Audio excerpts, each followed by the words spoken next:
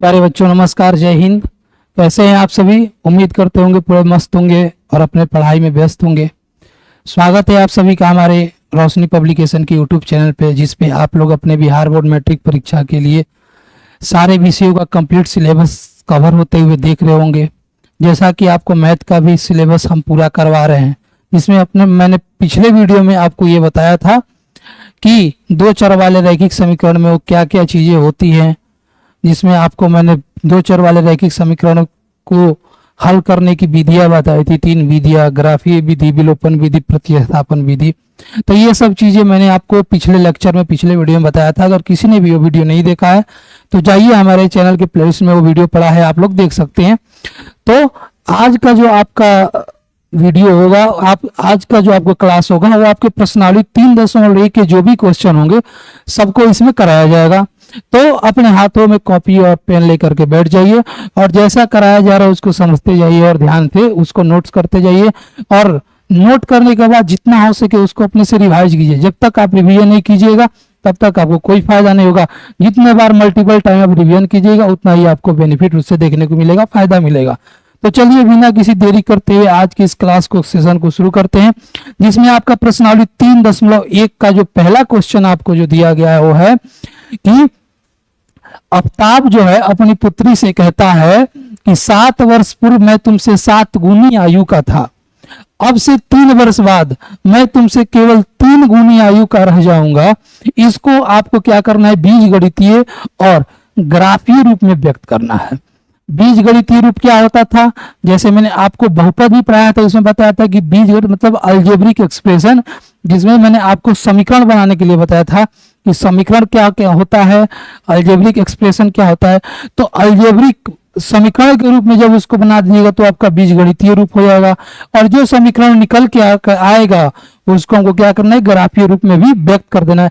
Graph कैसे खींचना है दो चर वाला रैखिक समीकरण का, हमने आपको जो इस दो चर वाला रैखिक समीकरण आपके प्रश्नावली 3 का जो परिचय है, जिसमें हमने सभी चीज बताया था कि ग्राफीय विधि, प्रतिस्थापन विधि, विलोपन विधि, उसमें मैंने ग्राफ खींचने के लिए बताया था कि कैसे आपको ग्राफ खींचना है, पहले कैसे मान सारणी बनाना है, फिर उसके बाद से ग्राफ की कॉपी पे ग्राफ खींचना है।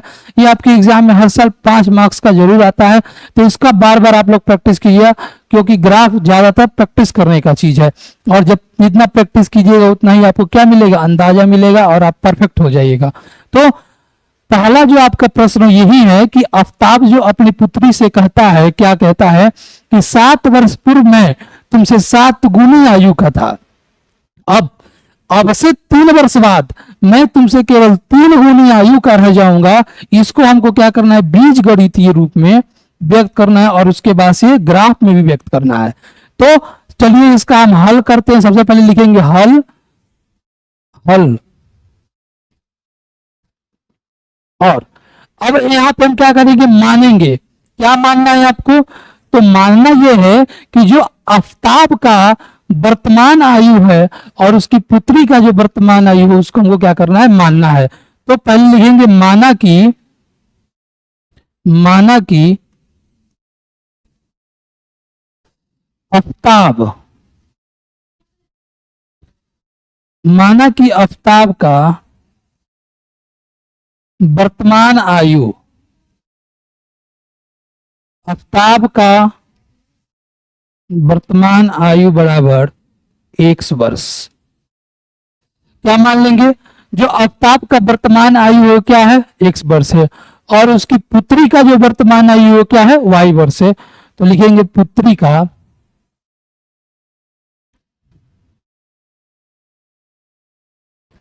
पुत्री की वर्तमान आयु, पुत्री की वर्तमान आयु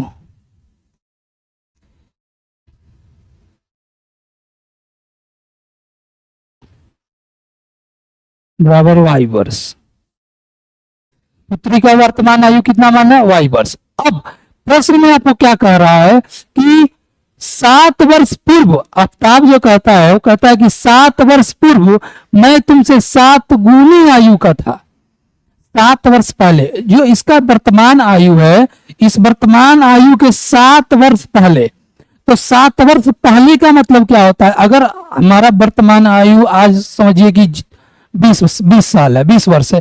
अगर आपसे कहा जाए कि मेरा 7 वर्ष पहले आयु क्या था, तो आप कहेंगे 13 साल। क्यों? क्योंकि उसमें से आप वर्तमान है, उसमें से क्या कीजिएगा, 7 को माइनस कीजिएगा। सेम वही आपको करना है, क्या कि जो आपका वर्तमान आयु आफ्ताब का जो दिया है, उसमें से उसका 7 वर्ष क्या कर देना है, माइनस कर देना है। तो इसको लिखेंगे कि प्रश्न से, अब आपका क्या कर रहा है, प्रश्न में क्या कर रहा है, वो करना है कि प्रश्न से प्रश्न में क्या कह रहा है कि 7 वर्ष पूर्व, तो उसको लिखेंगे कि 7 वर्ष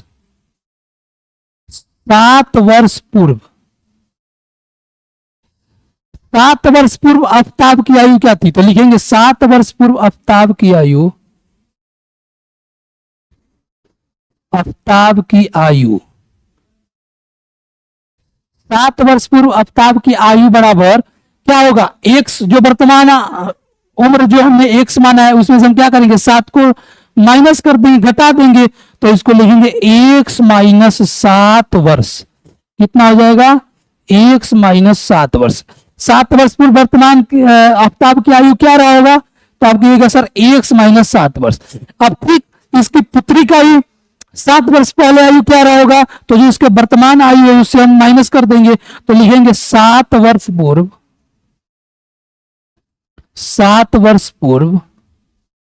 पुत्री की आयु कितना हो जाएगा, y माइनस 7 वर्ष। क्या हो जाएगा, y माइनस 7 वर्ष। 7 वर्ष पूर्व आफ्ताब की आयु x माइनस 7, और 7 वर्ष पूर्व पुत्री की आयु भी क्या होगा, y माइनस 7। क्यों? क्योंकि पुत्री का वर्तमान आयु हमने क्या माना है, y वर्ष। अब इसको हम क्या करेंगे, अब इसका हम लोग क्या करते हैं, समीकरण बनाते हैं कि कैसे इसको बीजगणितीय रूप में लाएंगे। तो अगला स्लाइड पर हम देख रहे हैं कि आपको क्या कह रहा है कि अब वो आपका आफ्ताब जो अपनी पुत्री से कहता है कि 7 वर्ष पूर्व मैं तुमसे 7 गुनी आयु का था, तो 7 वर्ष पूर्व, ये 7 वर्ष पूर्व का आयु था। अब इसे कितना हो जाएगा, 7 गुनी आयु का हो जाएगा। 7 वर्ष पूर्व में उसका एज क्या रहा होगा, एक्स माइनस 7, और कह रहा है कि मैं तुमसे उस समय 7 गुनी आयु का था।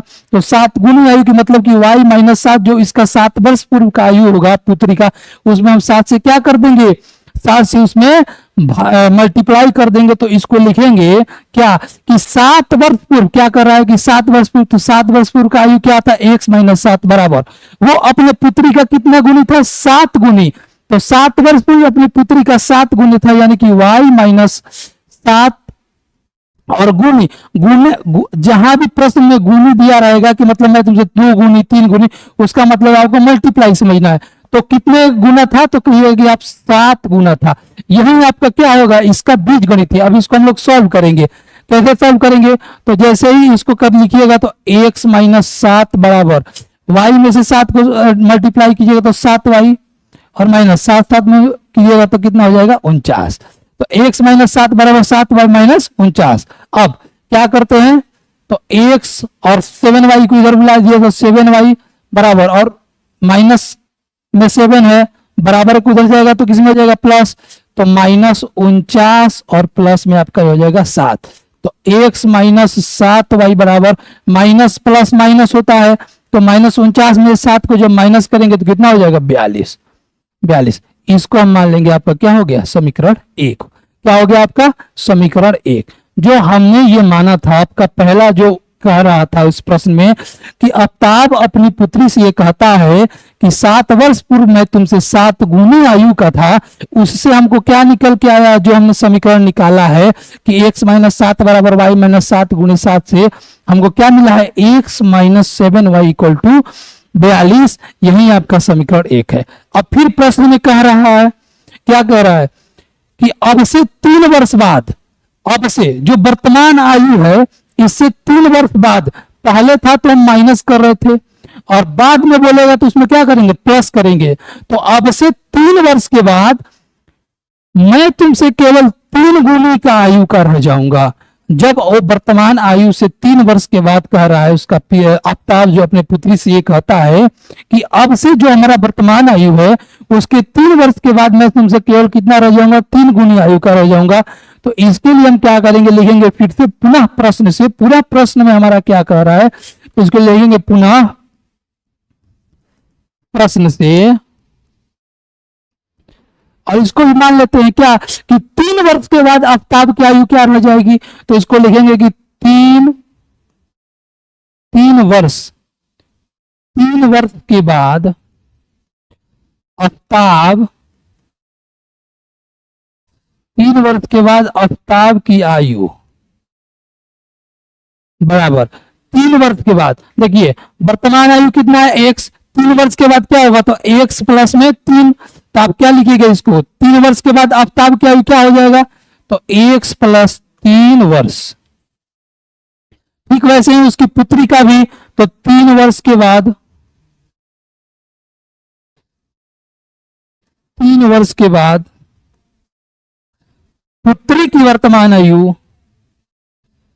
पुत्री की आयु क्या हो जाएगा, 3 वर्ष के बाद पुत्री की आयु भी क्या हो जाएगा, तो कहिएगा सर y प्लस 3 वर्ष, y प्लस 3 वर्ष उसका क्या हो जाएगा, 3 वर्ष के बाद उसका पुत्री का आयु हो जाएगा। अब इसमें क्या कह रहा है कि आप देखिएगा, कह रहा है इस प्रश्न में कि 3 वर्ष के बाद मैं तुमसे केवल 3 गुनी आयु का रह जाऊंगा, कितना गुनी आयु का रह जाएगा, तो 3 गुना आयु का रह जाएगा। तो इसका भी जब आप समीकरण बनाने जाइएगा तो क्या होगा, तो इसका जब 3 वर्ष बाद, तो कह रहा है कि हम जब x प्लस 3 और 3 वर्ष के बाद का जो आयु से कितना गुनी का रह जाएगा, 3 गुनी का, तो यानी कि उसकी पुत्री से जब 3 गुनी आयु का रह जाएगा तो हम 3 से क्या कर देंगे, इसमें मल्टीप्लाई कर देंगे, गुणा कर देंगे। अब इसको भी हल करके हम समीकरण निकाल लेंगे। जैसे ही इसको आप हल कीजिएगा तो ये x प्लस 3 और 3 में y से गुणा होगा तो 3y, और प्लस 3 में 3 से गुणा कीजिएगा तो 9। अब x को x माइनस 3y बराबर 9 माइनस में 3, क्योंकि प्लस में है बराबर को उधर जाएगा तो आपका समीकरण क्या निकल के आ जाएगा, तो आप कहिएगा सर x माइनस 3y बराबर 9 में से 3 गया तो कितना बचेगा, 6। ये आपका हो जाएगा समीकरण 2। देखिए बीजगणितीय जो रूप में कह रहा था आपका हो गया है। तो जो दूसरे कथन के अनुसार आपका निकल के आया क्या कि 3 वर्ष के बाद आफ्ताब की जो आयु था x प्लस 3, 3 वर्ष के बाद उसकी पुत्री का आयु क्या था y प्लस 3, तो x प्लस 3 इससे करके सॉल्व करके आपका समीकरण क्या निकल के आया, बीजगणितीय रूप x माइनस 3y बराबर में 6, जिसको हमने क्या माना, समीकरण 2। पहला आपको ने क्या माना था, x माइनस 7y बराबर 42, सॉरी थोड़ा यहाँ पे मिस्टेक हो गया, इसको माइनस 42 कीजिएगा। क्यों, क्योंकि माइनस 49 और प्लस क्या होगा, माइनस 42। तो समीकरण 1 और समीकरण 2 दोनों आपका क्या होगा, बीजगणितीय रूप में आ चुका है। अब इसको क्या करना है कि क्वेश्चन के अनुसार कि इस बीजगणितीय रूप में तो लाना ही लाना है, फिर इसको आपको क्या करना है, ग्राफीय रूप में व्यक्त करना है। यहाँ पे देख सकते हैं, तो इसको हम क्या करेंगे, जो दोनों समीकरण निकल के आया है इसको हम ग्राफीय रूप में व्यक्त करते हैं। तो ग्राफीय रूप में व्यक्त करने के लिए क्या करते हैं, पहले आपको समीकरण 1 से चलना पड़ेगा। और समीकरण 1 में हमने पहले वीडियो में बताया था कि पहले मान सारणी अपने से बनाइए, मान सारणी में वैल्यू को पुट करिए, वैल्यू को पुट करने के बाद से फिर उसके बाद के ग्राफ को खींचना पड़ेगा। तो आपका समीकरण 1 है क्या, समीकरण 1 है आपका x, तो लिखेंगे इसको समीकरण 1 से, समीकरण 1 से। समीकरण 1 क्या है, x माइनस 7y बराबर माइनस 42, x माइनस 7y बराबर माइनस 42, यही आपका समीकरण 1 है जो हमने माना है। अब देखिए इसमें क्या करना है, या तो आप इसमें से y का वैल्यू रख लीजिए अपने से, नहीं तो x का वैल्यू रख लीजिए और उसमें आप मान सारणी को पुट कीजिए। तो पहले आपको क्या करना है कि हमको x का मान रखना है, तो जब x का मान रखना है तो 7y को उधर भेजिए, तो x बराबर आपका क्या हो जाएगा, माइनस में 42, और ये माइनस में 7y, ये बराबर को उधर जाएगा तो प्लस, तो ये आपका क्या हो जाएगा, प्लस में 7y।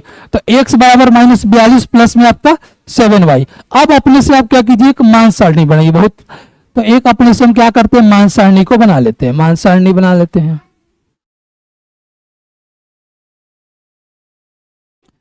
मान सारणी बना लेते हैं।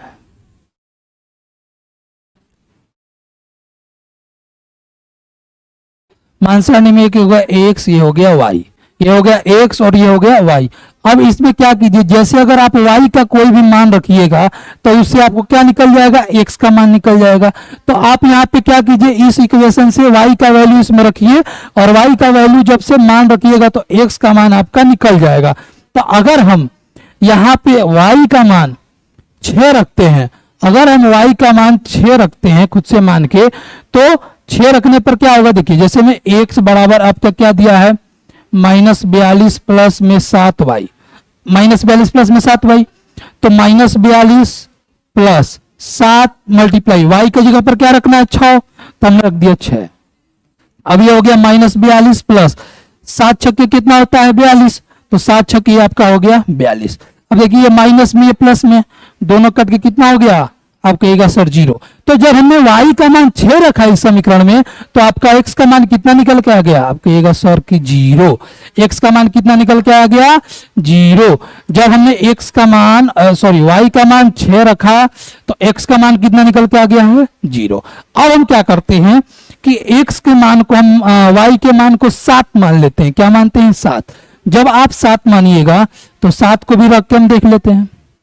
जब आप y के मान को क्या मान रहे हैं, मान लीजिए कि y का वैल्यू हम 7 रख रहे हैं, y की जगह पर 7 रखे, तो जैसे रखिए तो x बराबर आपका होगा -42 प्लस 7y, -42 प्लस 7 गुणे में आपका हो जाएगा 7, क्योंकि y की जगह पर क्या रख रहे हैं 7, तो -42 प्लस 7 में 7 से मल्टीप्लाई कीजिएगा तो 49, तो 49। अब देखिए ये हुआ माइनस में, ये हुआ प्लस में, तो प्लस और माइनस में ये क्या हो जाता है, आप कहिएगा सर प्लस और माइनस मिलकर माइनस हो जाता है, तो माइनस होने का मतलब ये घटेगा, तो 49 में से जब 42 घटेगा तो कितना हो जाएगा, कितना हो जाएगा, तो कहिएगा 7, और प्लस में रहेगा क्यों, क्योंकि बड़ा अंक के पास प्लस का साइन है, 49 के पास क्या साइन है, प्लस का साइन है, तो ये प्लस में रहेगा। तो जब हमने y का मान भी 7 रखा, तो x का मान भी कितना निकल के आया है 7। जो समीकरण 1 के लिए आपका मान सारणी था, उसके लिए हमने मान सारणी निकाल लिया, क्या कि x का मान y का मान जब हमने 6 रखा तो x का मान 0 निकला, y का मान जब हमने 7 रखा तो x का मान भी कितना निकल के आया है, x का मान भी आप कहिएगा सर 7 निकल के आया। सेम इसी तरह समीकरण 2 से भी हम क्या करेंगे, मान सारणी बनाएंगे, और जो मान सारणी निकल के आएगा उसका हम क्या करेंगे, ग्राफ खींचेंगे। तो चलिए समीकरण 2 अब लिखते हैं, समीकरण 2 से, समीकरण 2 से, समीकरण 2 आपका क्या है, समीकरण 2 है आपका x माइनस 3y बराबर में 6, x माइनस 3y बराबर 6। तो कोई बात नहीं, x का भी इधर रख दो, तो x बराबर इसको लिख सकते हैं, 3y को उधर भेजिए तो 6 प्लस 3y। अब इसके लिए भी क्या करते हैं, एक मान सारणी का बॉक्स बनाते हैं, मान सारणी बनाते हैं, मान सारणी।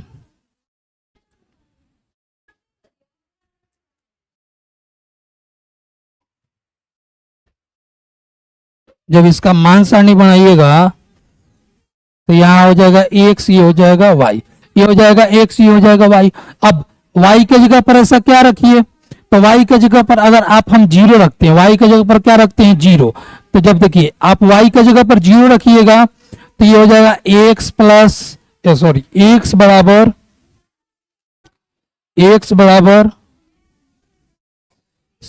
प्लस 3, और y की जगह पर आपने क्या रखा है 0, तो y की जगह पर आप 0 रख लीजिए। तो इसको क्या कीजिएगा 6 प्लस 0 में 3 से गुणा होगा तो 0 यानी कि 6। तो y का मान जब हमने 0 रखा तो x का मान कितना निकल के आया 6, तो यहां पे लिख देते हैं 6। ठीक, अब फिर अगर हम y की जगह पर क्या रखते हैं, y की जगह पर अगर 1 रखते हैं, अगर यहाँ पे 1 रखिए, y की जगह पर क्या रखिएगा 1, तो जब y की जगह पर 1 रखिएगा तो x का मान क्या निकल के आएगा, तो अगर 6 प्लस 3 गुणे और यहाँ पे 1, y की जगह पर क्या रखते हैं 1, तो जब y की जगह पर 1 रखे हैं तो ये हो जाएगा 6 प्लस 3 में 1 से गुणा करेंगे तो 3, तो 6 और 3 मिले कितना हो जाएगा 9। तो जब हम y की जगह पर 1 रख रहे हैं तो x का मान कितना निकल के आया है, आप कहिएगा सर कि 9 निकल के आया। तो दोनों समीकरण के लिए जो आपका मान निकल के आ गया है, x और y का मान निकल के आ गया है। पहले समीकरण के लिए आपका x और y का मान क्या निकल के आया है, तो आप कहिएगा सर पहले समीकरण के लिए जब y बराबर 6 माने तो x बराबर 0 आया, जब y बराबर 7 माने तो x बराबर भी आपका क्या आया था, x बराबर भी 7 आया था। ठीक उसी तरह जब दूसरा समीकरण में y बराबर 0 माने तो x बराबर क्या निकल के आया 6, जब y बराबर 1 माने तो x का वैल्यू कितना निकल के आ गया 9। अब इन दोनों मान सारणी का हम क्या करते हैं, ग्राफ खींच लेते हैं, क्या करते हैं ग्राफ खींच लेते हैं। कैसे ग्राफ खींचेंगे, तो आपके जो अगले स्लाइडर पे एक ग्राफ दिया हुआ, आपको ग्राफ दिख रहा होगा। इस ग्राफ में हम क्या करते हैं, जो हमने मान निकाला है उसको वैल्यू को हम यहाँ पे रखते हैं और क्या करते हैं, खींच देते हैं। अब खींचने के बाद से आपको क्या है पता होगा कि मैंने बताया था कि ग्राफ पर के कौन कौन सी रेखाएं प्राप्त होती है, तो प्रतिच्छेदित रेखाएं, समपाती रेखाएं और समांतर रेखाएं, 3 तरह की रेखाएं प्राप्त होती हैं। जैसे आप खींचिएगा उसमें आपको पता चल जाएगा कि ये समपाती रेखा है कि समांतर रेखा है कि प्रतिच्छेदी रेखा है। तो चलिए, पहला आपका समीकरण क्या है, एक्स जीरो, पहले समीकरण के लिए मान सारणी को हम यहाँ पे इस ग्राफ पे क्या करते हैं, लिख लेते हैं। तो लिख लेते हैं, पहले एक छोटा सा इधर हम लिख देते हैं ताकि बार बार उस स्लाइड पर ना जाना पड़े। तो समीकरण 1 के लिए जो आपका मान सारणी निकल के आया था, समीकरण 1 के लिए मान सारणी क्या निकल के आया था,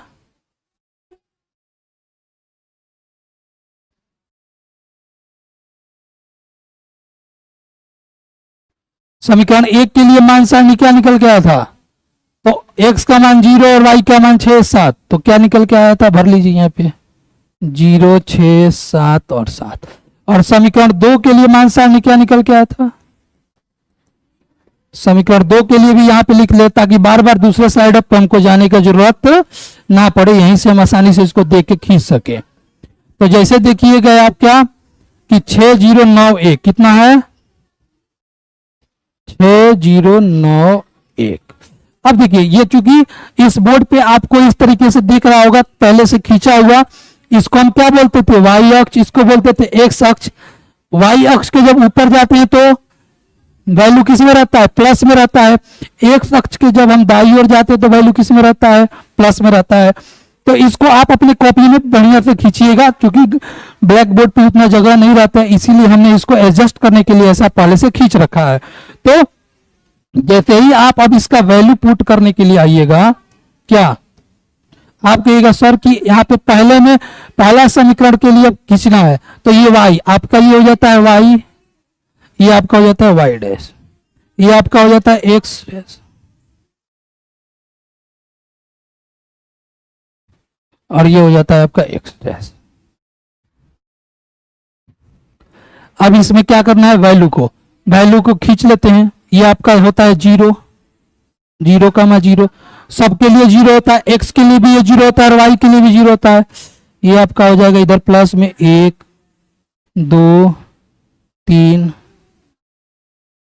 4 5 6 7 8, ऊपर भी प्लस में आपका होता है 1 2 3 4 5 6 7 8 9। नीचे आइएगा तो ये किस में होता है, -1 -2, इधर आइए तो -1 -2, ये -3, ये आपका इस तरीके से क्या होता है, ग्राफ होता है। अब इसमें आपको क्या करना है, इस वैल्यू को रखना है, इस वैल्यू को खींचना है।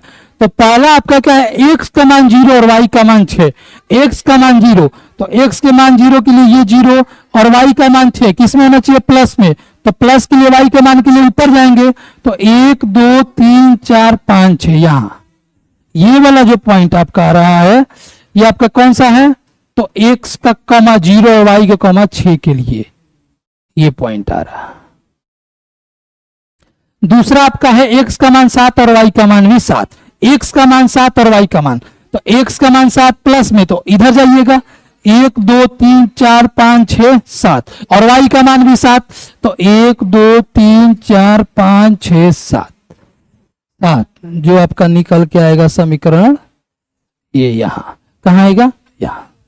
अब इसको हम क्या करते हैं, लिख लेते हैं, क्या था पहला के ये किसका था, ये 0,6 के लिए था, और ये जो आपका खींच के आया है वो किसके लिए है, 7,7 के लिए, 7,7 के लिए। अब इन दोनों लाइन को हम क्या करते हैं, आपस में मिला देते हैं, आपस में इन दोनों लाइनों को क्या करते हैं, मिला देते हैं।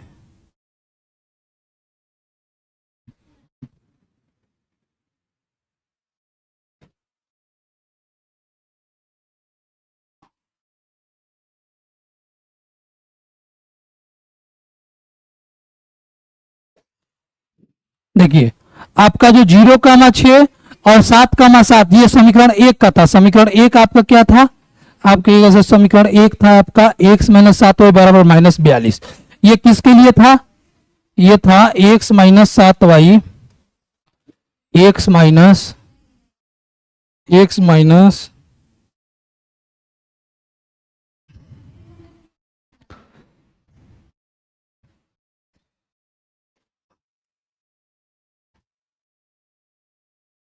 ये था x माइनस 7y बराबर -42, x माइनस 7y बराबर -42 के लिए। अब दूसरा आपका क्या है, 6,0 और 9,1। तो x का मान 6 और y का मान 0, x का मान 6 और y का मान 0, तो यानी कि y के लिए 0 ये होगा, और x का 6, तो 1 2 3 4 5 6 यहां। दूसरा आपका क्या है, x का मान 9 और y का मान 1, x का मान 9, तो x का मान 9, 1 2 3 4 5 6 7 8 9 ये रहा, और y का मान आपका कितना होगा 1, तो y का मान 1 के लिए यहां ऊपर, ठीक ऊपर यहां।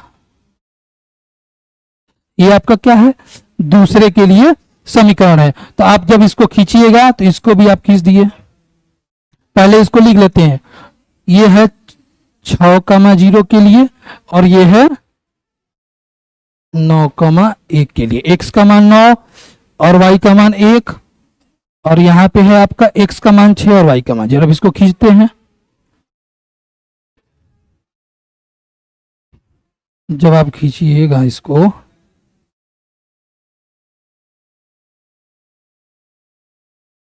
इसको खींचिएगा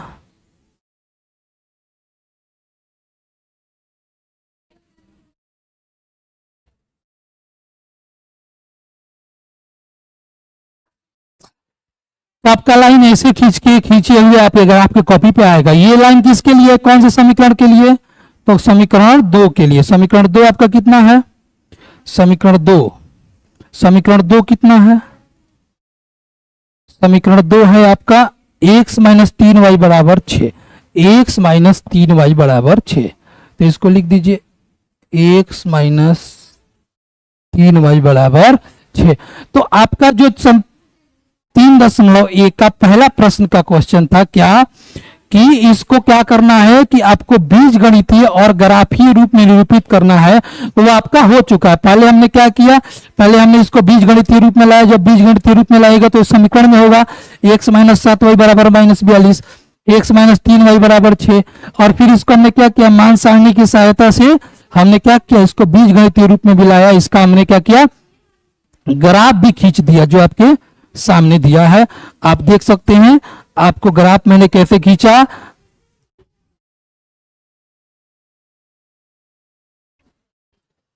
तो ये जो आपके समीकरण 1 के लिए रेखा खींच के आया और समीकरण 2 के लिए रेखा खींच के आया, यही आपका क्या था, पहले प्रश्न का ग्राफ था, ग्राफीय निरूपण था।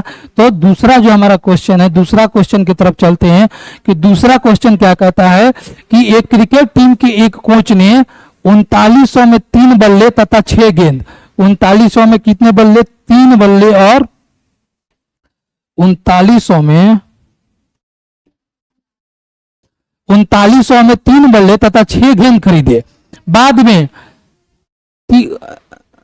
बाद में उसने एक और बल्ला तथा उसी प्रकार की 3 गेंद तीनों 1300 में खरीदे।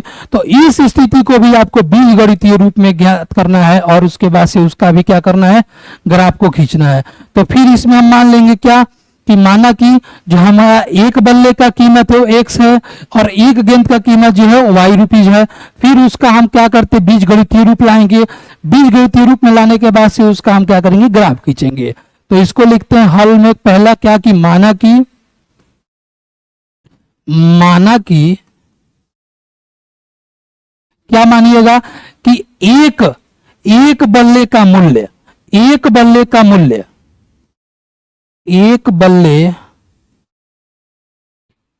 का मूल्य बराबर x रुपीज, कितना, x रुपीज। एक बल्ले का मूल्य कितना होगा, x रुपीज।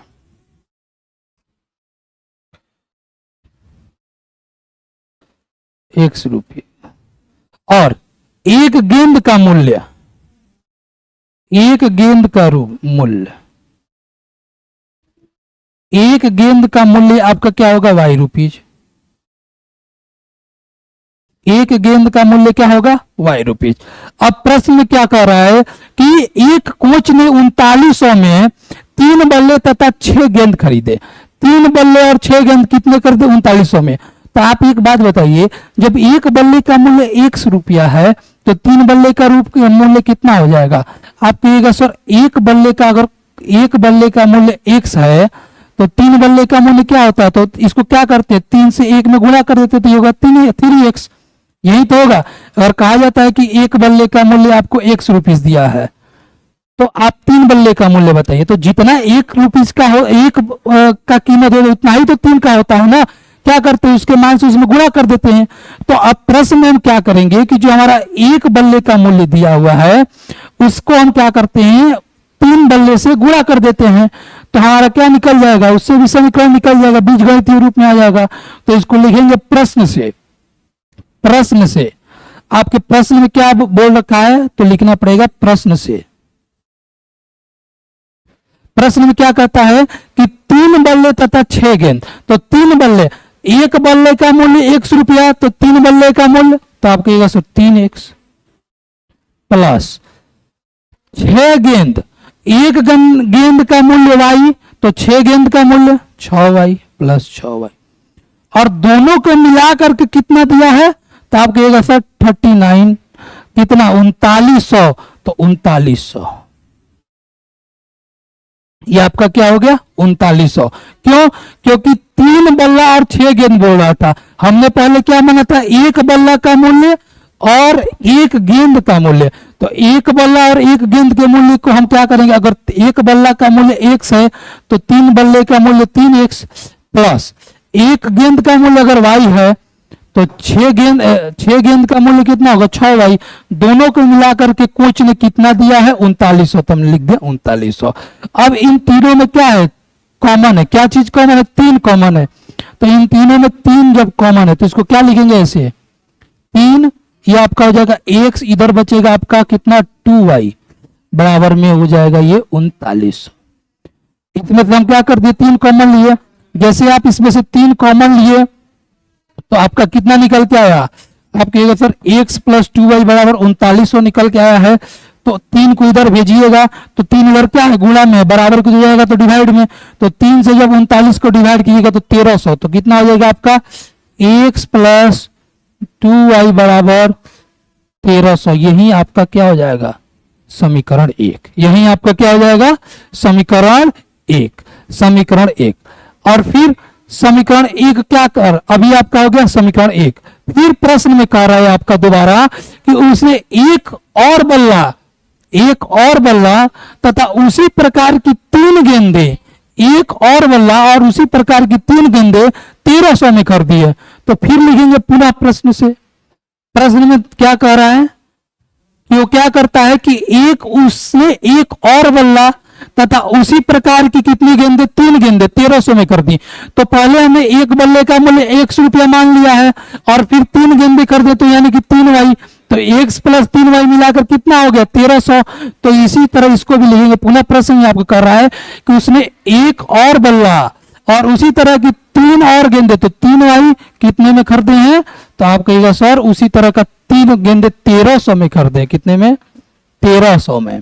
ये आपका हो गया 1300। ये हो गया आपका समीकरण 2। समीकरण कितना हो गया 2, समीकरण 2। तो समीकरण 1 ये आपका देखिए पहला का समीकरण x प्लस 2y बराबर आपका 1300। दूसरा समीकरण क्या निकल के आया है कि x प्लस 3y बराबर आपका निकल के आया है 1300। ये समीकरण 2।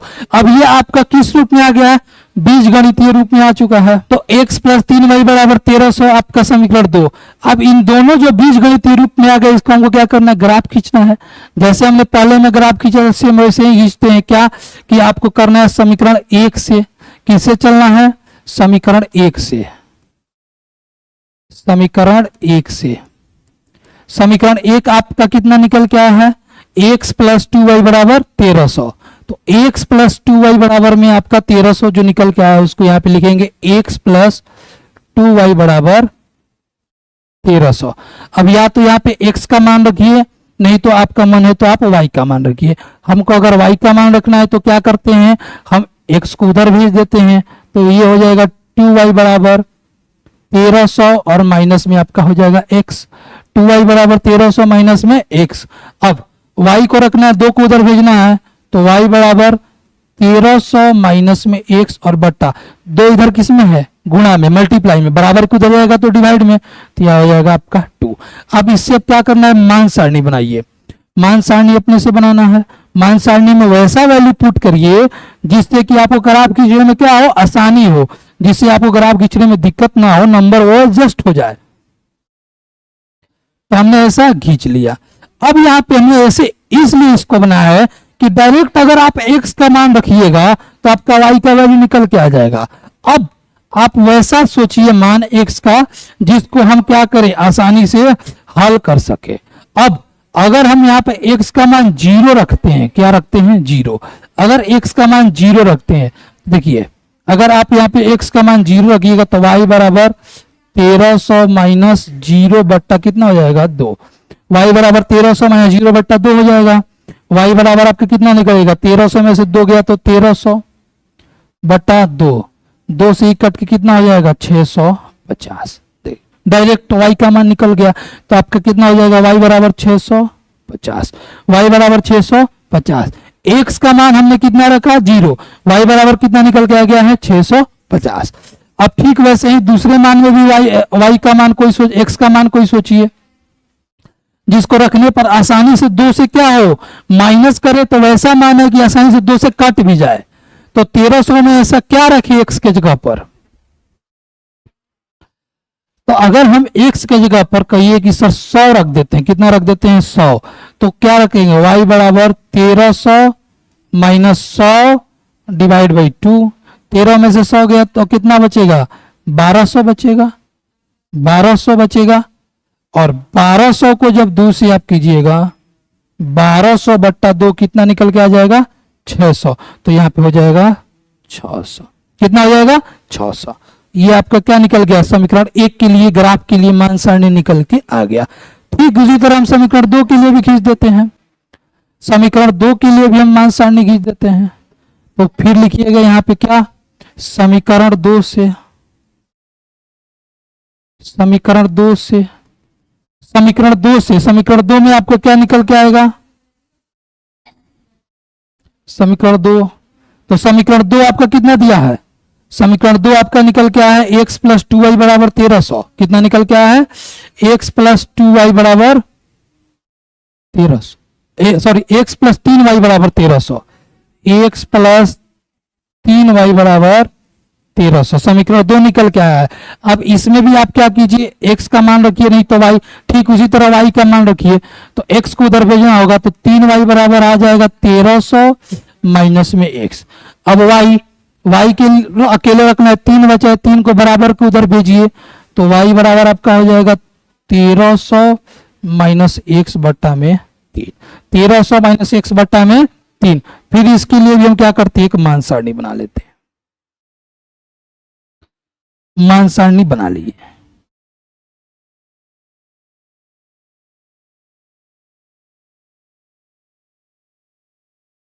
ये हो गया x, ये हो गया y। अब यहाँ पे y का क्या वैल्यू रखिए, x का क्या मान रखिए कि जिसको माइनस करें और माइनस करने पर 3 से वो कट भी जाए। तो अगर हम x की जगह पर 100 रखेंगे तो 1300 में से 100 कटेगा तो 1200, और 1200 3 से इजीली क्या हो जाएगा, कट जाएगा। तो इसको आप रखिए, जैसे x का मान हम क्या रखते हैं, 100, x का मान 100 रखते हैं, तो जब 1300 में से 100 माइनस होगा और इसको 3 से डिवाइड कीजिएगा, तो 1300 में से 100 माइनस कीजिए, कितना हो जाएगा, 1200, और 1200 को 3 से करिएगा तो 400 बचेगा, कितना डिवाइड हो जाएगा, तो 400। तो x का मान 100 रखे तो y का मान कितना निकल गया, 3। ठीक वैसे ही ये देखिए, अब यहाँ पे क्या मान रखना है इसको सोचिए, ये कितने जगह का है, 300 की गैप का है। तो यहाँ पे अगर हम 400 रखते हैं तो 1300 में से 400 घटेगा 1300 में से 400 घटेगा तो 900 आएगा, और 900 3 से आराम से क्या हो जाता है, कट जाता है। तो हम अब y का मान क्या x का मान क्या रखते हैं, तो कहिए x का मान सर 400 रखते हैं। क्या रखते हैं, 400। जब आप x का मान 400 रखिएगा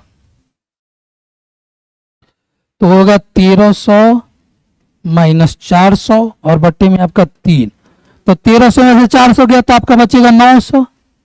900 में 3 से कीजिएगा तो 300। तो कितना बचेगा, y का मान कितना हो जाएगा, 300।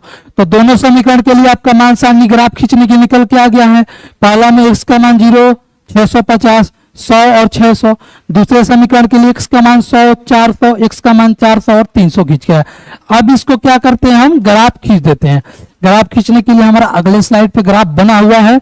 आप भी अपने ग्राफ कॉपी में स्केल से एकदम सीधा खींचिएगा। बोर्ड के लिए हमने एडजस्ट कर, बोर्ड के अनुसार हमने अपने ग्राफ को एडजस्ट किया है। आप चाहे तो आपकी ग्राफ कॉपी बड़ा है, आप उसको अपने अनुसार सेट कर सकते हैं। अब ये आपका खींचा दिया गया है। इसमें क्या होता है आपको पता ही है, y अक्ष x अक्ष होता है, इसको हम लिखते हैं y, ये हो गया y डैश, ये आपका हो जाता है x, x डैश, ये होता है x। अब क्या होगा, अब इसको हम 0 मानते हैं क्योंकि ये हमारा मूल बिंदु होता है 0। x के लिए भी 0 होता है और y के लिए भी 0 होता है, 0 का मान 0। x के उधर जब दाईं हो जाते हैं तो प्लस में, तो ये हो जाएगा प्लस, और ऊपर जाइएगा तो प्लस। अब लेकिन आपको मान देखिए किस अनुसार लेना पड़ेगा। हमने जो मान सारणी निकाला है उसमें देखिए, इसमें 100 है, 600 है, 650 है, 100 है, 400। तो क्या हम उतना खींचेंगे 1 2 3 4 5? नहीं, हम मान को ऐसे एडजस्ट करेंगे कि 100 के ही गैप पे एडजस्ट करेंगे कि ताकि ग्राफ क्या हो, छोटा हो और आसानी से खींच भी सके। तो जब हम यहाँ पे मान वैल्यू पुट करेंगे, जब अपने ग्राफ पर इसको हम खींचने के लिए जब हम मान को सेट करेंगे तो क्या करेंगे, 100 के गैप पे लेके चले, किस पे, 100 पे। तो ये अगर आपको यहाँ पे आप 100, फिर ये आपका हो जाएगा 200, ये आपका हो जाएगा 300, ये 400, 500, 600, ये 700, ये 800। फिर ऊपर आप भी इसको भी 100 पर ले जाइए तो 100, ये आपका 200, ये 300, ये 400, ये 500, 600, 700 और ये 800। नीचे आप इधर प्लस माइनस में लिख सकते हैं। अब अपने अनुसार आप क्या कीजिए, मान को सेट कीजिए जो आपने मान सारणी में मान निकाला है। देखिए x का मान क्या निकला है और y का मान क्या निकला है। पहले समीकरण के लिए x का मान कितना निकल के आया है, 0, 6। इसको हम क्या करते हैं, यहाँ पे एक साइड में लिख लेते हैं। जब साइड में लिख लीजिएगा तो समीकरण 1 के लिए मान सारणी क्या निकल के आया था, समीकरण 1 का मान सारणी यहाँ पे हम लिख लेते हैं, क्या खींच सके ऐसा।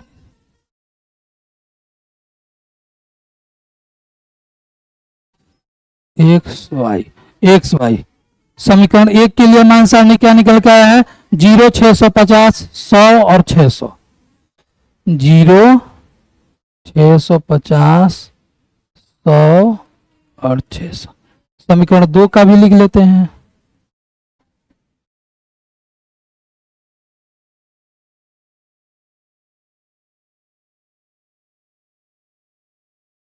समीकरण 2 का भी लिख लेते हैं। समीकरण 2 का क्या निकल के आया, 100, 400, 400 और 300। 100, 400, 400 और 300, 400 और 300। अब इसको खींचते हैं। x का मान कितना रखना है आपको, 0। x का मान 0, तो x के लिए 0 ये होगा, और y का मान 650 यानी कि प्लस में। तो प्लस में 650 के लिए कहा जाएंगे ऊपर। देखिए 100, 200, 300, 400, 500, 600, 700। अब आप सोचिए कि 650 कहाँ आया होगा, तो 650 आप 700 और 600 के बीच में ही आया होगा। तो 700 और 600 के बीच में अगर इस बिंदु को आप देखिए ध्यान से, इस बिंदु को अगर हम मान लें तो ये आपका क्या हो जाएगा, 650 वाला होगा। y बराबर x बराबर 0 और y बराबर 650 के लिए ये आपका बिंदु होगा। इसको लिख लीजिए कि x बराबर 0 और y बराबर 650 के लिए आपका बिंदु होगा। दूसरा आपका है x बराबर 100 और y बराबर 600। x बराबर 100 किसमें, प्लस में, तो प्लस आने के लिए किधर आएंगे, दाईं ओर, तो प्लस में 100 यहाँ पे, और y बराबर 600, तो 600 यानी ऊपर 1 2 3 4 5 6, ये आपका ये वाला ग्राफ। अब इन दोनों ग्राफ को क्या करेंगे, आपस में मिला देंगे। जैसे आप आपस में मिलाइए, आप अपने स्केल से रख करके एकदम स्ट्रेट लाइन में x बराबर, ये किसके लिए था, x बराबर 100 और y बराबर 600, y बराबर 600 इसके लिए। अब इसको क्या करते हैं, आपस में दोनों को मिलाते हैं, दोनों को मिलाइए।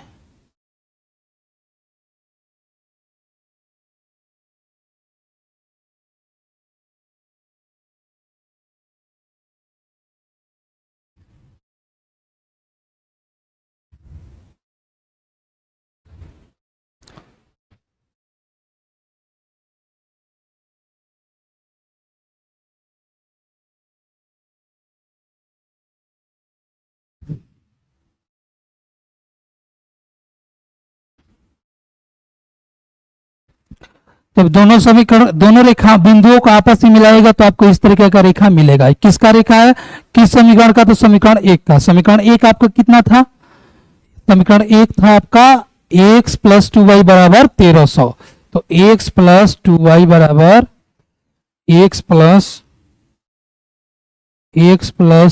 2y बराबर 1300। ठीक उसी तरह समीकरण 2 के लिए भी खींचिए, जिसका मान सारणी पहले से निकाले हैं, x बराबर 100 और y बराबर 400, तो x बराबर 100 और y बराबर 400, तो 100 और 400 ये बिंदु आपका x बराबर 100 y बराबर 400। दूसरा x बराबर 400 और y बराबर 300, तो x बराबर 400 यानी प्लस में 1 2 3 4 और y बराबर 300, 300 के लिए 1 2 3, ये रेखा आपको दोनों मिलकर के आई है। ये किसका है, ये है x बराबर, ये आपका 100 और 400 के लिए है, और ये जो मान निकल के आया वो है आपका 400 और 300 के लिए। अब दोनों को आपस में क्या करते हैं, मिला देते हैं। जब दोनों को आपस में मिलाइएगा, तो ये जब दोनों को आपस में मिलाइएगा, तो जो आपको मैंने पहले परिचय वीडियो में बताया था कि क्या करती हैं, या तो रेखाएं आपस में समांतर होती हैं, या फिर रेखाएं आपस में प्रतिच्छेदित करती है ग्राफ पे, या फिर रेखाएं एक दूसरे के संपाती होती हैं, यानी कि ओवरलैपिंग करती हैं। पहले वाले ग्राफ मैंने जब समीकरण के लिए खींचा था पहला क्वेश्चन में, उसमें क्या था, रेखाएं एक दूसरे के समांतर हो रही थी। इसमें क्या होगा, इसमें कहीं ना कहीं जाके एक दूसरे को काटेंगी, यानी कि प्रतिच्छेदित रेखाएं होंगी। तो जब इन दोनों को आप मिलाइएगा, दोनों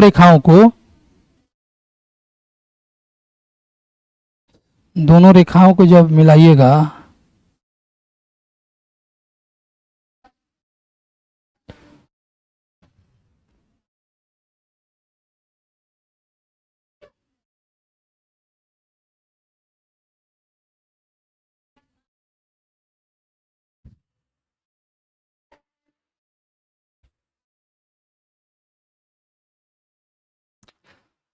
तो क्या कर रही है, इन जब रेखाओं को हमने एक साथ मिलाया तो क्या कर रही है, एक दूसरे को काट रही है, प्रतिच्छेदित कर रही है। क्या कर रही है, काट रही है, प्रतिच्छेदित कर रही है। तो ये दूसरा जब लाइन हमने खींचा, ये किस समीकरण के लिए था, तो समीकरण 2 के लिए। जो समीकरण 2 आपका क्या था, x प्लस 3y बराबर 1300, तो ये था x प्लस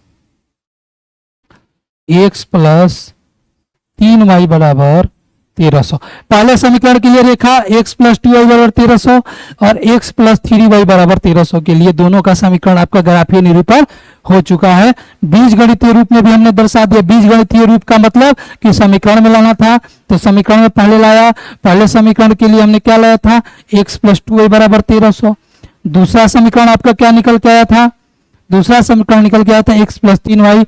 इन दोनों को क्या किया हमने, मान सारणी की सहायता से क्या किया है, यहाँ पे ग्राफ को खींच दिया है, जो आप लोग देख रहे होंगे। जितना बार आप प्रैक्टिस कीजिएगा उतना ही आपको फायदा होगा ग्राफ में। ग्राफ को देखिए कैसे खींचा गया है, आप अपने हाथों से खींचिएगा, स्केल से एकदम सीधा लाइन खींचिएगा। इधर थोड़ा इधर उधर हो सकता है, लेकिन एकदम सटीक ग्राफ खींचा गया है। आप एकदम सटीक मान रखिएगा और उसको बढ़िया से साफ सुथरे ढंग से खींचिएगा। तो आपका दूसरा नंबर का क्वेश्चन भी कंप्लीट हो चुका है।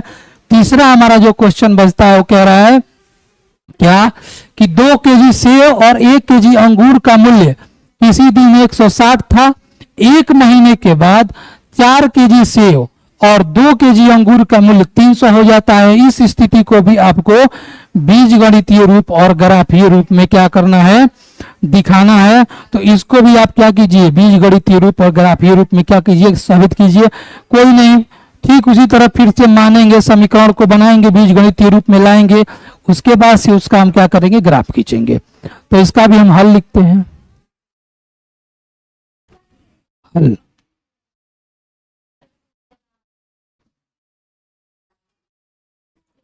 और लिखेंगे माना कि क्या 1 केजी सेव, 1 केजी सेव का मूल्य, 1 केजी सेव का मूल्य बराबर 100 रुपीज और 1 केजी अंगूर का मूल्य, 1 केजी अंगूर का मूल्य बराबर y रुपये।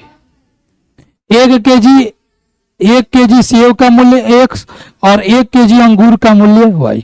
अब प्रश्न में क्या कर रहा है, लिखेंगे प्रश्न से,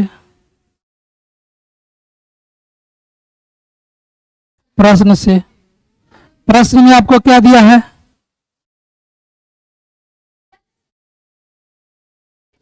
प्रश्न से 2 केजी तथा 1 केजी 2 केजी सेव तथा 1 केजी अंगूर का मूल्य किसी दिन 160 था। कितना था, 2 केजी। जब 1 केजी का मूल्य x तो 2 केजी का मूल्य कितना, 2x।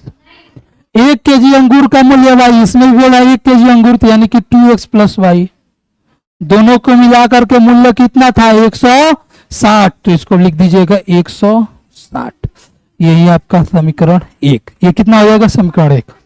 दूसरा क्या कर रहा है, दूसरा कह रहा है कि 1 महीना के बाद, 1 महीना के बाद 4 केजी सेव तथा 2 केजी अंगूर, यानी कि 4 केजी 1 केजी का मूल्य 1 तो 4 केजी का 4x प्लस 2 केजी अंगूर, 2 केजी यानी कि 2y, तो 4x प्लस 2y बराबर कितना, 300 हो जाता है। कितना हो जाता है, 300।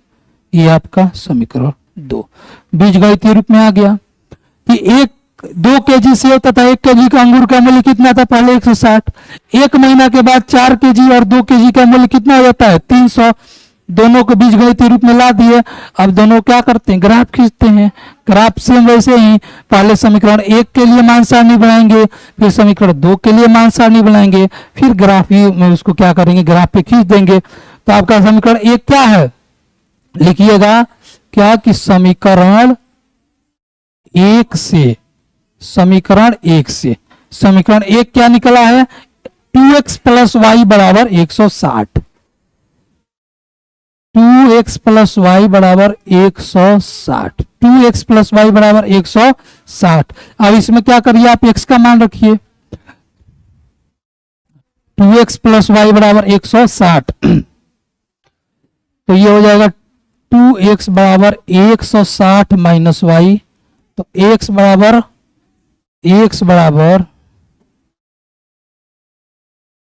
160 माइनस वाई बट्टा में 2, 160 माइनस वाई बट्टा में 2। अब इसमें आप क्या कीजिए, मान सारणी बनाइए, मान सारणी से मान को रखिए।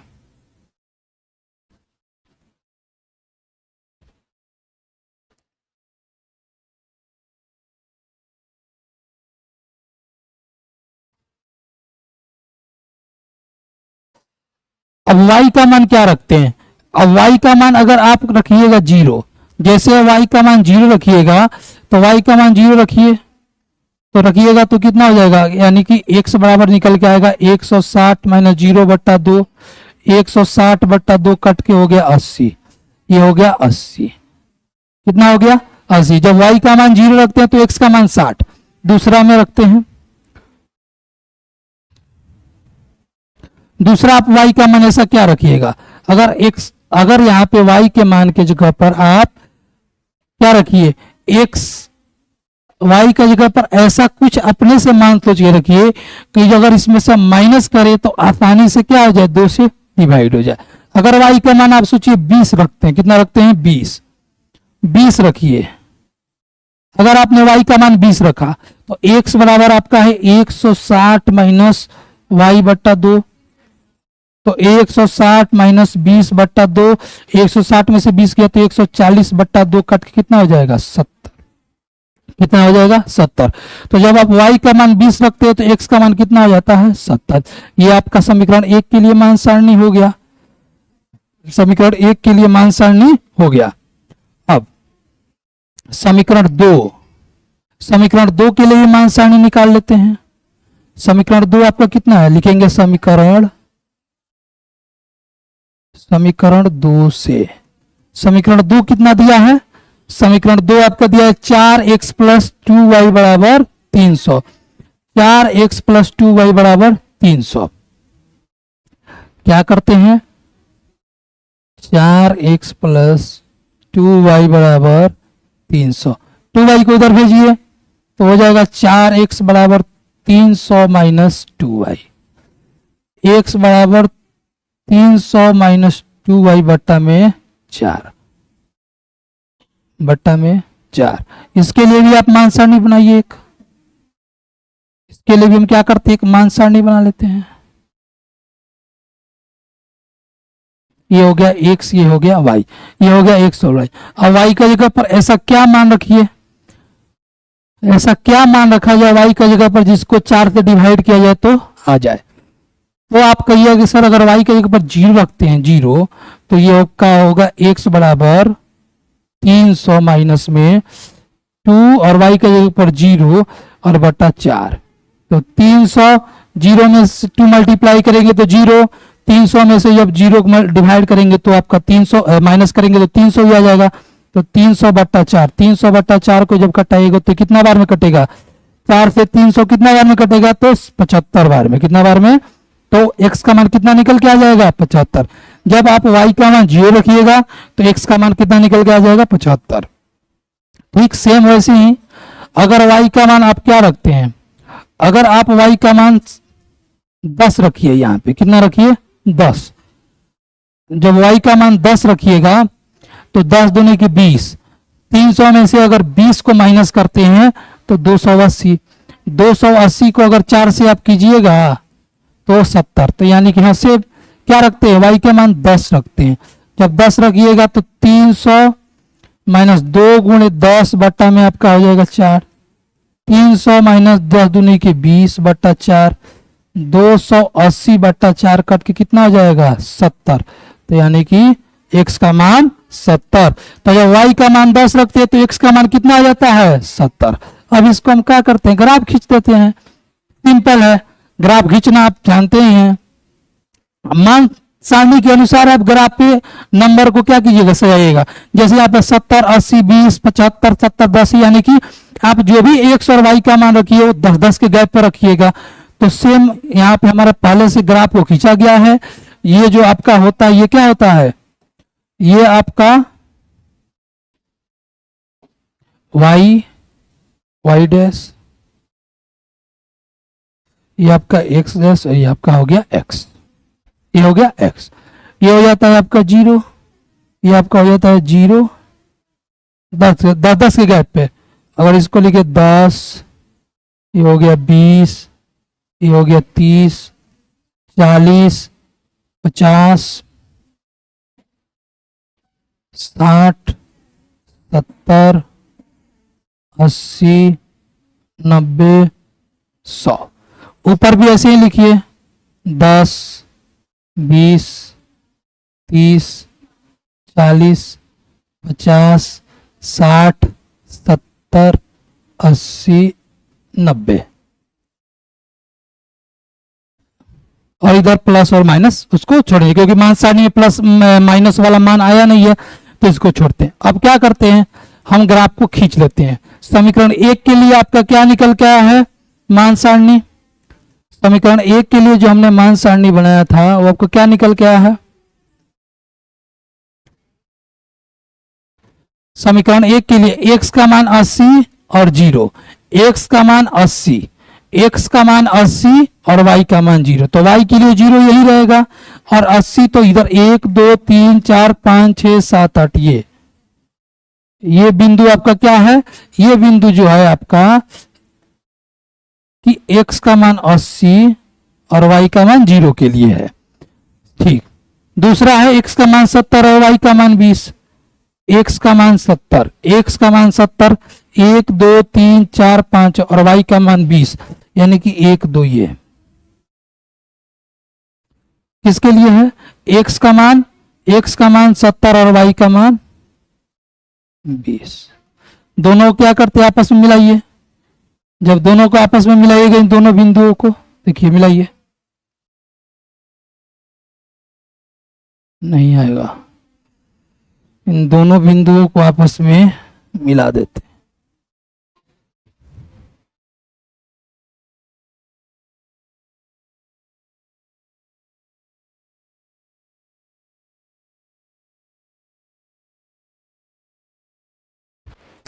दोनों बिंदुओं को आपस में क्या किए? मिलाइए। मिलाइए किसके लिए? कौन से समीकरण के लिए ये मान था? ये समीकरण कौन से के लिए था? आप कहिएगा सर 2x प्लस वाई बराबर 160 के लिए था, तो इसको लिख देते हैं यहाँ पे कि ये 2x प्लस वाई बराबर 160 के लिए, 2x प्लस वाई बराबर 160 के लिए था। दूसरा हमारा दूसरा समीकरण के लिए क्या निकल के आया था? 75 और 0, x का मान 75 और y का मान 0, तो x का मान 75 और y का मान 0, ये ना, x का मान 75 और y का मान 0, तो y का मान 0, x का मान 75, तो 75 किसके आएगा? 80 और 70 के बीच में, तो 80 और 70 के बीच में यहां पे आएगा 75 यहां, और y बराबर 0 के लिए ही। दूसरा के लिए हमारा क्या निकल के आया था? x बराबर 70 और y बराबर 10, x बराबर 70 और y बराबर 10, x बराबर 70 और y बराबर 10, यानी कि ये आपका है, ये आपका किसके लिए है? 75 और 0 के लिए है, और ये है आपका 70 और 10 के लिए। फिर इन दोनों को भी हम क्या करते हैं? दोनों लाइन खींच के इन दोनों को हम क्या करते हैं? आपस में मिला देते हैं। इसको भी मिलाइए। जब इन दोनों को आपस में मिलाइए, ये जो दोनों बिंदु निकल के आया है 70 10 और 75 0 के लिए आपस में मिलाइए।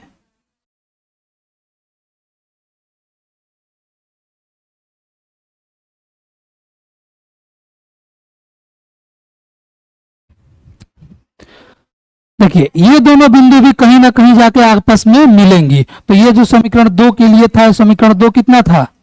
समीकरण 2 था आप 4x प्लस 2y बराबर 300, 4x प्लस 2y बराबर 300, तो 4x प्लस 2y बराबर 300 के लिए आपका समीकरण था। तो क्वेश्चन नंबर 3 के लिए भी आपका ग्राफीय निरूपण हो गया है। ये भी कहीं ना कहीं एक दूसरे को जा करके करेगी। यहाँ पे थोड़ा बोर्ड में दिक्कत है, इसीलिए आपको कॉपी में जब खींचिएगा तो बराबर आएगा। ये रेखाएं भी आपस में कहीं ना एक दूसरे के साथ कहीं ना कहीं क्या करेंगे? प्रतिच्छेदित करेंगी। तो चलिए इसी के साथ ही जो हमारा तीनों प्रश्न था और सबका सब हमने बीजगणितीय निरूपण और ग्राफीय निरूपण कर दिया है। इसके साथ ही आपके जो प्रश्न 3.1 है क्या हो गया है? समाप्त हो चुका है। समाप्त होने के साथ ही अब आपका जो अगला आएगा वो क्या आएगा? 3.2। 3.2 आने से पहले आप लोग हमारे रोशनी पब्लिकेशन को देख रहे होंगे, जिसमें आपको सारा बिहार बोर्ड मैट्रिक परीक्षा के लिए क्लास 10th के लिए सभी विषयों का कंप्लीट सिलेबस वीडियो लेक्चर के माध्यम से करवाया जा रहा है। इसके पहले हमने क्या करवाते थे कि आपको बुक भी मार्केट में उपलब्ध करवाते, जो अभी भी करवाया जाता है, और हर साल इसको मॉडिफाई किया जाता है, हर साल इसको कुछ ना कुछ इसमें नया जोड़ा जाता है। तो आप लोग इसको जरूर लें। आपके खासकर 10वीं के लिए कैप्टन गुदली जो 10वीं की हिंदी का बुक होता है, और संस्कृत और जो आपका इंग्लिश का बुक होता है, उसके लिए हमारा पब्लिकेशन आपके लिए खास विशेष तौर पे क्वेश्चन आंसर के साथ बुक निकालता है। उसको आप लोग कैप्टन गोदली के नाम से ले सकते हैं। क्लास 9 के लिए भी निकालता है। साथ साथ हमारा पब्लिकेशन जो है आपको इतिहास का भी बुक है, उसका भी सारा क्वेश्चन अर्थशास्त्र, इतिहास, राजनीति सबका क्वेश्चन आंसर के साथ पूरे डिटेल सॉल्यूशन के साथ आपका चैप्टर वाइज सॉल्यूशन दे करके बुक निकालता है। उसको आप लोग ले लीजिए। और दूसरा हमारा जो मेन है वो क्वेश्चन बैंक। क्वेश्चन बैंक में जो आपके सभी पिछले सालों के प्रीवियस ईयर को एकदम डिटेल सॉल्यूशन और शॉर्ट सॉल्यूशन करवा करके ये बुक लाया गया है, जिसको बहुत लोग पसंद भी कर रहे हैं। आप लोग भी इसको खरीदिए और इससे ज़्यादा से ज़्यादा हमारे साथ क्या कीजिए, प्रैक्टिस कीजिए। साथ साथ ये हमारा जो ऑब्जेक्टिव 2026 के लिए जो हमारा ऑब्जेक्टिव का निकाला गया है, इससे जो भी ये इस क्लास में जो भी चैप्टर खत्म हो रहा है, खत्म होगा या पूरा सिलेबस खत्म होगा, उसके बाद से आपको जो प्रीवियस ईयर या कोई भी ऑब्जेक्टिव का प्रश्न करवाया जाएगा तो इसी बुक से करवाया जाएगा। तो आप लोग इस बुक को अपने पास जरूर रखिएगा, इसको खरीदिए, ये बहुत फायदेमंद है, आपको इससे बाहर कहीं जाने वाला नहीं है।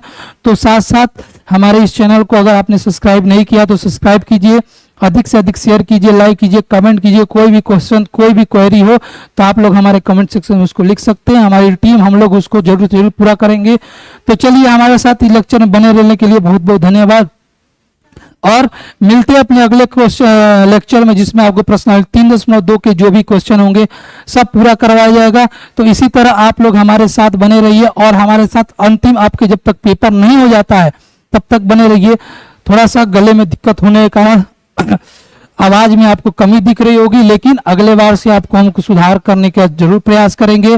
तब तक के लिए आप सभी को बहुत बहुत धन्यवाद। Thank you so much. Tata bye, take care. ख्याल रखिए, अपने माता पिता का सेवा करते रहिए, अपने स्वास्थ्य का ख्याल रखिए। तो चलिए, आप सभी को बहुत बहुत धन्यवाद। मिलते हैं अगले लेक्चर में। Thank you.